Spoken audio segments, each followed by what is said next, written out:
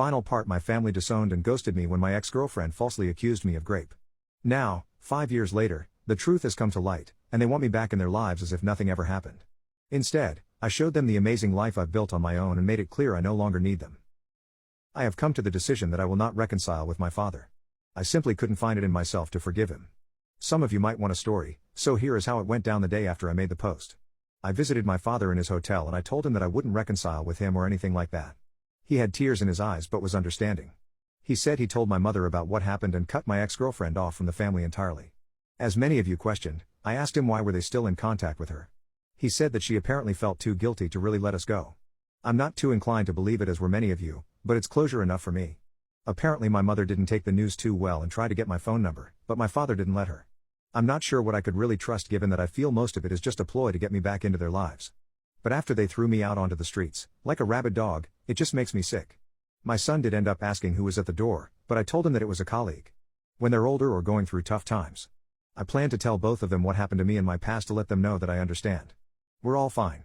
It shook me up a bit, but I hope I have my father's word in him, keeping my new life a secret.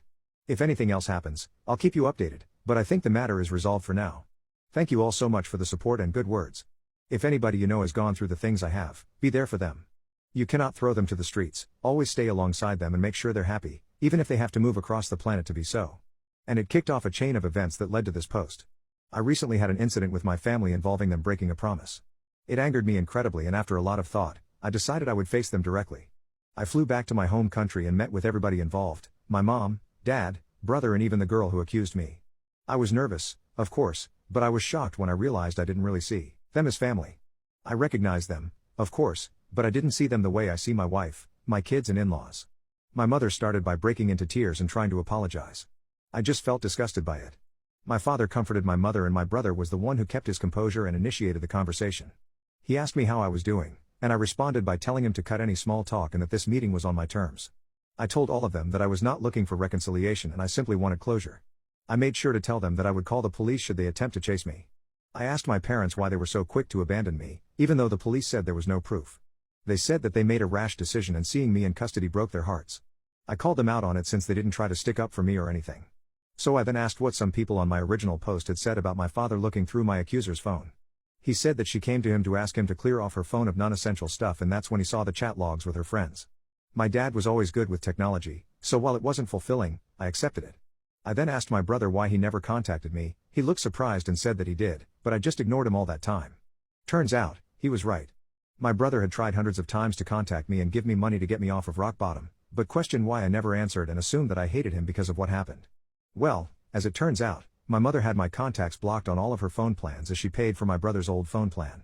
So I couldn't even receive help when I was completely lost. Then, the cherry on top was my ex. I first asked her why she actually did it.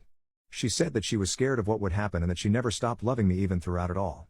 She said that every session of therapy made her feel even more guilty as she knew it. She then told me that she hadn't dated anyone since in hopes that I would come back and she could apologize. Because I'm sorry would really reverse time and fix all of it, apparently. Even that was bull crap cause my father said that he found chat logs of 3 different partners she had when I was away. My ex broke down crying and tried to hold my hand. She had the audacity to ask for another chance. This just made me spiteful, and I pulled out my phone and began showing all of them hundreds of pictures of my 2 children's milestones and good times my family we had together, our visits to cities, their first day of school. Both of them and my wife in my arms. I told her that this was what she could have had if she wasn't so stupid, and my parents what they missed out on for not even hearing me out. I had a moment when I thought I had gone too far, but I realized that compared to what they did to me, I hadn't. My visit wasn't all miserable, though. I met up with my old best friend and his family. They were happy to see me, and I was still grateful for them taking me in when it felt like the whole world was against me.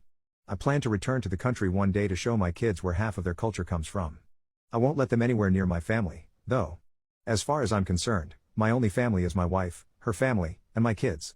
I'd say it went pretty well. Edit, as some of you asked, I have decided to allow my brother to fly over and meet his nephew and niece. I completely forgot to mention this in the post. Apologies. I hesitated at first because my brother and I weren't really on great terms growing up, brotherly rivalry and all that. I don't have any social media, so it's understandable that he could only try my phone number. But by that point, I had another number, so it wouldn't have worked anyway. I've left the decision to go to the authorities up to my family. If they were truly remorseful, they'd report her. It's beyond me now. I might hear from my brother about it. I'm quite happy with how things turned out, to be honest. I'm truly happy with the family I've made, and now that they're all away from me, I feel really at peace.